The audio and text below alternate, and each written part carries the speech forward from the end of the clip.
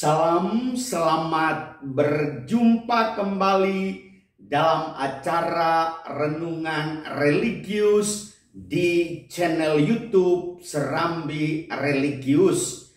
Ibu bapak, saudari-saudara umat beriman yang terkasih dalam Yesus Kristus, pada hari Minggu besok, pada tanggal 20 Juni 2021, Gereja Katolik memasuki hari Minggu biasa yang ke-12. Bacaan-bacaan yang akan kita renungkan, yang pertama diambil dari kitab Ayub bab 38 ayat 1 ayat 8 sampai dengan ayat 11. Disinilah gelombang-gelombangmu yang congkak akan dihentikan. Bacaan kedua diambil dari surat kedua Rasul Paulus kepada jemaat di Korintus bab 5 ayat 14 sampai dengan ayat 17. Sungguh yang baru sudah datang. Sedangkan bacaan Injil diambil dari Injil Markus bab 4 ayat 35 sampai dengan ayat 40. Demikian bunyi firman-Nya. Sekali peristiwa, waktu hari sudah petang, Yesus berkata kepada murid-murid-Nya, "Marilah kita bertolak ke seberang." Mereka meninggalkan orang banyak, lalu bertolak dan membawa Yesus beserta dengan mereka dalam perahu di mana Yesus telah duduk. Dan perahu-perahu lain pun menyertai Dia. Lalu mengamuklah taufan yang sangat dahsyat, dan ombak menyembur masuk ke dalam perahu, sehingga perahu itu mulai penuh dengan air. Pada waktu Yesus sedang tidur di buritan di atas sebuah tilam, maka murid-murid-Nya membangunkan Dia dan berkata kepadanya, "Guru, Engkau tidak peduli kalau kita binasa?" Yesus pun bangun, menghardik angin itu dan berkata kepada danau itu, "Diam, tenanglah." Lalu angin itu reda dan danau pun menjadi teduh sekali. Lalu Yesus berkata kepada murid-murid-Nya, "Mengapa kamu begitu takut? Mengapa kamu tidak percaya?" Mereka menjadi sangat takut dan berkata seorang kepada yang lain, "Siapakah gerangan orang ini, sehingga angin dan danau pun taat kepadanya?" Demikianlah Injil Tuhan. Terpujilah Kristus. Diam, tenanglah. Ibu bapak, saudari-saudara umat Allah yang terberkati, hidup kita manusia ini bagaikan sebuah perahu yang hari demi hari senantiasa berlayar. Kalau seandainya tidak ada kegiatan, maka kita itu bagaikan perahu yang sedang berlabuh.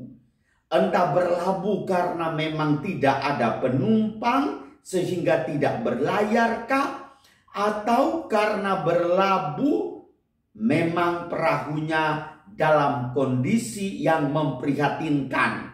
Mari kita menjadikan perahu yang sedang aktif, yang menghadapi samudra kehidupan yang luas. Dan dalam berlayar itu, sebuah perahu tidak mungkin berjalan begitu mulus. Dia akan menghadapi badai, gelombang, hujan, silih berganti menerpa perahu itu. Tetapi kita sebagai manusia yang adalah perahu sendiri sekaligus juru kemudinya itu. Tubuh kita adalah perahu, juru kemudi adalah kita, otak dan perasaan yang menggerakkan perahu itu sehingga dia berlayar. Dan Yesus menghendaki supaya kita itu berlayar jangan hanya di permukaan saja, tetapi harus masuk ke kedalaman. Dug in altum. Nah, kalau mau masuk ke kedalaman, tentu sekali tantangan dan rintangan tambah besar. Oleh karena itu persoalannya adalah apakah kita sudah siap menghadapi semuanya itu? Dan Yesus memberikan kebebasan agar kita bertanggung jawab dengan pilihan hidup kita. Bertolak ke tempat yang lebih dalam mendorong kita untuk merasakan kebahagiaan dan penderitaan akan pilihan hidup kita dan merasakan Allah di dalamnya. Saudari-saudara umat beriman yang terkasih, pilihan hidup berdasarkan panggilan hidup Allah. Allah yang mewahyukan diri, kita yang mengimani dengan menjawab ya sebagai ibu dan bapa, ya sebagai imam, biarawan, biarawati. Kita sering lari dari kenyataan hidup, jauh dari Allah, dengan menyalahkan Allah dalam situasi duka. Sedangkan saat dipenuhi sukacita, kita malah merasa sebagai pemenang tunggal. Lihatlah para murid. Ketika mereka melihat Yesus tidur di buritan, mereka mengatakan, apakah Yesus membiarkan kami ini merana? Kami ini tenggelam. Kami ini bahaya.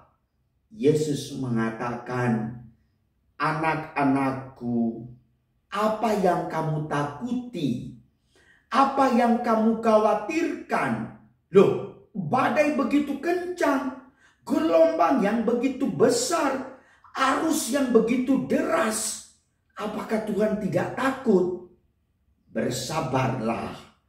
Dan dalam kuasa Allah, Yesus mengatakan, tenanglah, diam. Seketika itu juga tenanglah gelombang itu. Diamlah arusnya dan stop badai yang kencang. Ibu bapak saudara-saudara umat beriman yang terkasih, euforia sukacita yang dialami adalah bagian dari kuasanya atas kita. Markus menggerakkan kita agar selalu merasakan sensasi Allah di dalam seluruh pengalaman sebagai anugerah dan pelajaran yang perlu dibenahi ke depannya. Manusia terbatas, maka hendaknya kita memberikan ruang bagi Allah.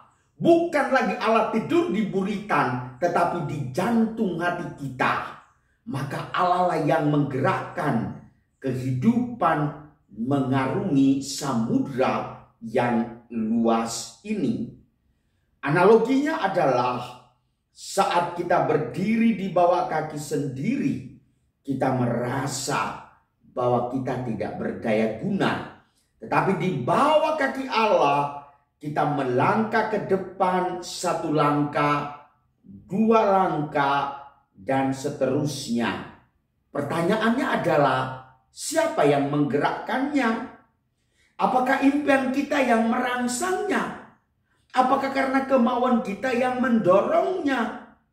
Sadarlah saudara-saudariku yang terkasih, Allah lah yang menggerakkan seluruh perjalanan hidup kita. Oleh karena itu jangan lupakan Allah.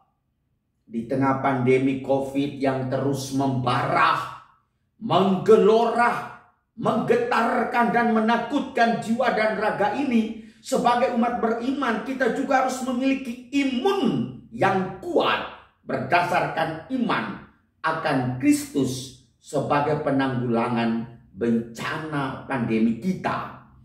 Allah tahu pergulatan hidup kita. Allah tidak menutup mata. Apalagi Allah dikatakan tidur. Allah ora sare. Allah tidak tidur. Allah dan modom.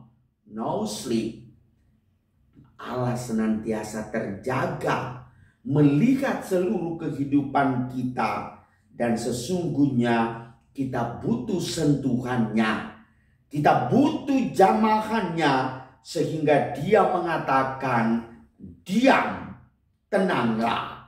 Nah, oleh karena itu, bagi orang yang beriman sungguh, percaya dengan penuh kepada kuasa dan kebesaran Allah, maka seluruh badai kehidupan kita akan menjadi reda dan gelombang kehidupan kita akan menjadi tenang.